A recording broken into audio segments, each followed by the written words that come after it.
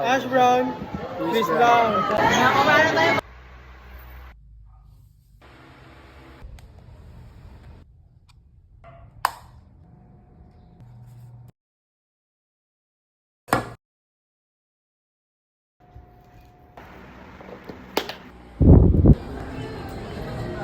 Una natin bibilihin ay black shoes. Nakita ko yung isa sa mga estudyante ko sa grade 12. Ang random.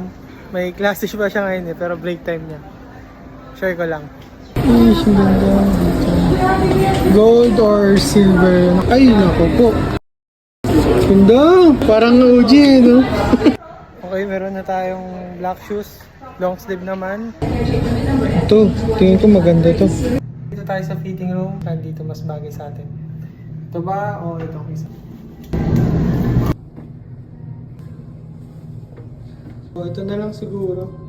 Yun. Dapat long sleeve lang yung bibiling ko tsaka isang black shoes. Isang long sleeve, isang black shoes.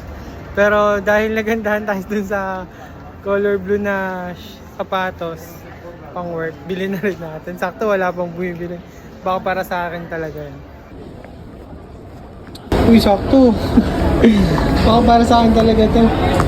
Computerin muna natin lahat bago natin bayaran. Baka mamaya kulang yung dala natin.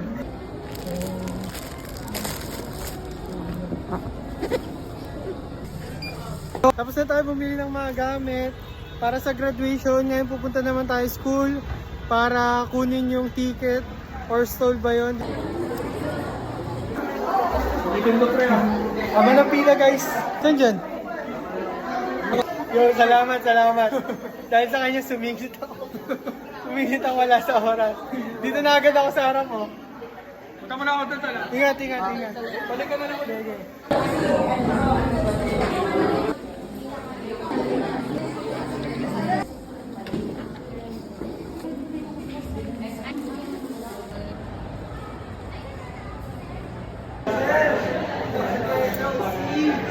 Tinatawag kita kanina eh.